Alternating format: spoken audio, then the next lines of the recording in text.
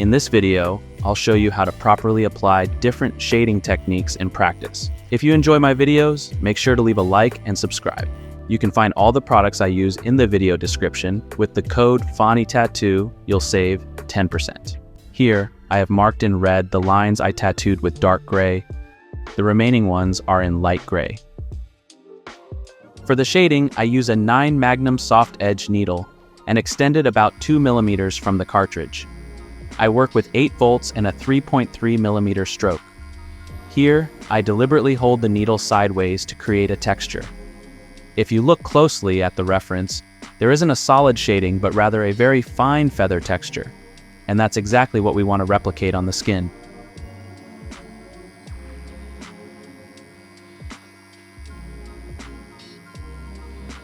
I'm working with the Magnum needle right up to the edge.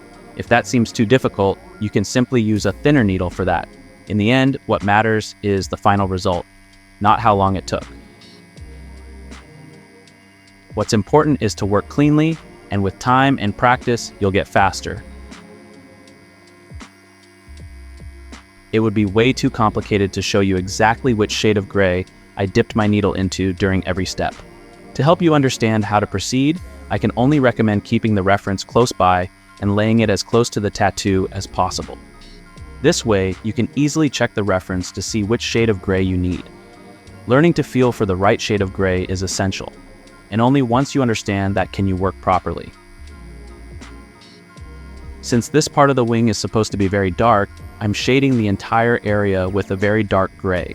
The cool part is that we can still see the feathers, and because we've already worked the darker areas beforehand, it's now super easy to create this natural texture. For these fine details like here, you could also use a thin needle, but I think it works beautifully by using the edge of the Magnum needle.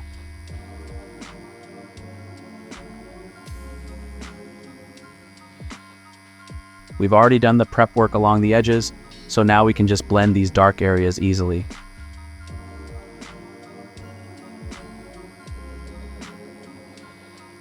Super easy, and that's all because we're working with a system. Here, it's important to really make the dark areas dark. This is crucial for contrast. Even though the individual feathers on the wing look very similar, they are still slightly different, and that's exactly what I try to capture. One of the biggest problems I see with beginner tattoo artists is how they hold the tattoo machine. Many instinctively grip it like a ballpoint pen and try to write with it, but it doesn't work that way. You have to hold the machine in a position that initially feels unnatural. This requires a completely new system to work with, and you need to break some habits, like writing with a pen. If you were to simply hold the machine like a pen and start tattooing, probably 50% of your lines wouldn't be correct. Of course, you might see me sometimes hold the machine sideways, but I know the exact angle to keep it looking good. Beginners often don't. That's why it's extremely important to master the basics. A tip I can give to every beginner is, pull the lines evenly and consistently. Many make the mistake of starting the line slowly and then getting faster because they can't see the line anymore due to the excess ink on the skin. However, the most important thing is to keep the speed consistent. Many beginners I know often use small needles, which unnecessarily makes their work harder. For example, if you need to shade a large area evenly, you shouldn't use a needle that's too small. I often see beginners thinking that a 9 Magnum is big enough, but in many cases, it's actually too small. Instead, it's better to use a 23 Magnum for such work. It makes the job much easier. The lower part of the design is very light in the reference image, but you can still see slight shading in the feather structure. It's important that when you work on this area, you do so very carefully because mistakes are immediately noticeable on lighter areas. Here, you can see perfectly how cautiously I work to capture all the details while avoiding mistakes. Take your time with this, and in the end, you'll see that it pays off. A mistake I frequently see with beginners is that they don't extend the needle far enough out of the cartridge. As a result, they have to go over the same spot multiple times. and in the end, the skin is often so damaged that scars form or the details are no longer visible. While scars can also form from tattooing too deeply, the most common reason for scarring is repeatedly going over the same spot. So always make sure to extend the needle far enough from the cartridge to work precisely. I'll show you a close-up of the rear feathers where you can clearly see how deep I am tattooing. It doesn't look very deep, but the ink is perfectly placed in the skin because I'm stretching it well. Otherwise, the principle is the same as with the wings above. Now, I switch back to a 7-round liner needle to touch up the areas I couldn't reach with the Magnum needle.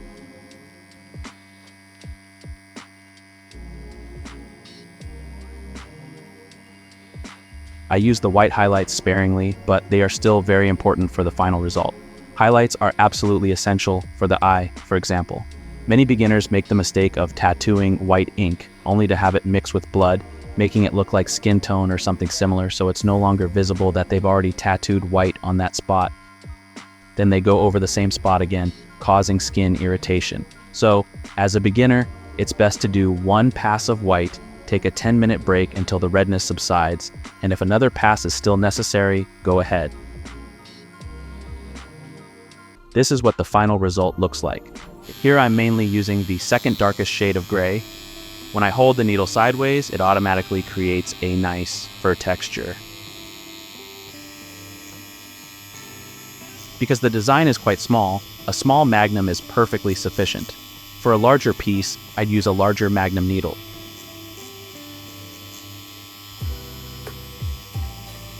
Because I outlined the mouse's individual hairs earlier with the 3-round liner needle, it's now much easier for me to leave them open, since I have a clear boundary of how far I can tattoo. By keeping the skin under strong tension, I can work with a lot of precision. If you find it too difficult to tattoo precisely along the edges with a Magnum needle, it's better to use a thinner needle for that. But it's definitely worth learning to handle the Magnum needle. It saves a lot of time. So far, I have only used black in the second darkest shade of gray for the head. Even so, you can see many different gray tones because I try to make all the transitions as smooth as possible. I can also tattoo lightly with a dark gray if I'm careful. The advantage of this is that the skin isn't stressed as much when using a darker gray. When I use a dark gray to shade an area lightly, I need fewer passes than if I tried to reach the same shade with a light gray. Logically, this causes less trauma to the skin. Of course, it requires a bit of sensitivity.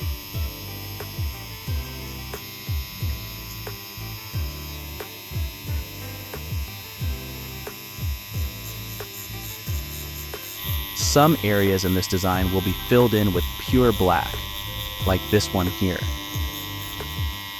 Before I fill in the area, I carefully work around the edges. I find this approach very comfortable because it allows me to fill in the area without having to concentrate unnecessarily hard. For the background, I use a 17 soft edge Magnum needle. Since the area is quite large, a big Magnum needle is perfect for this. To work cleanly along the edges, I use the whip shading technique. With this technique, shading is done in only one direction, allowing you to work very precisely along the edges. Moles always have to be left untouched, so dermatologists can still examine them during health checkups. To make the shading fade out softly, I switch to the pendulum shading technique for large areas. This technique involves soft shading in both directions. Up here, I'll show you another technique you can use. First, focus only on the large areas, and don't work right up to the edges yet. Now I switch to the 9 soft edge Magnum needle. With this needle, it's much easier to tattoo cleanly along the edges. If that's still too difficult for you, switch to an even smaller needle. You could also use a round shader or round liner needle. Let's go back to the 17 Magnum. Since I have now worked along all the edges, I can let the shading fade out softly.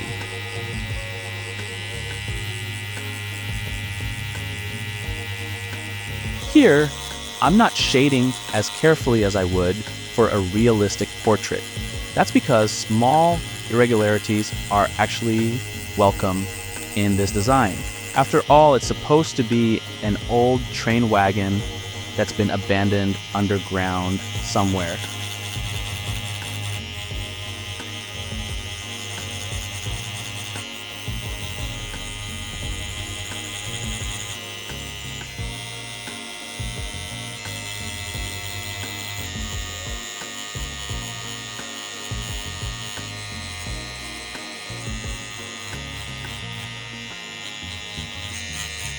Basically, everything now just repeats itself, so let's jump straight to the white.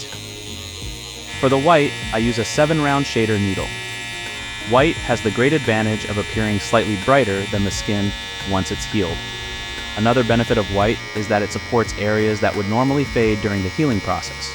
For example, fine lines.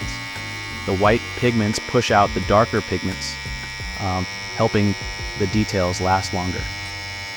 I tattoo white slightly deeper than black because white pigment is a bit thicker in consistency.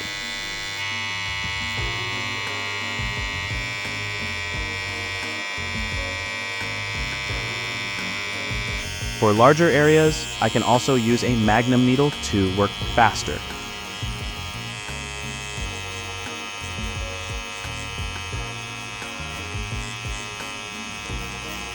The lighter the color, the more visible the blood is, but don't let that throw you off. The redness fades after just a few minutes.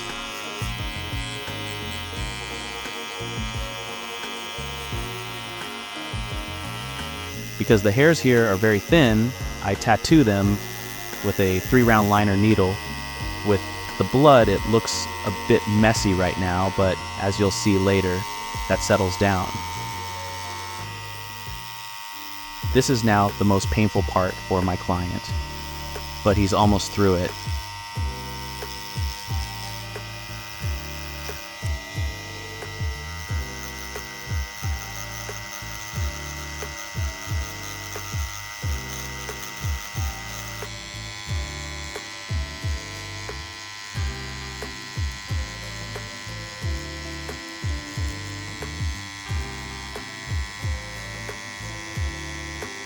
Here we can see the freshly done tattoo next to the healed one.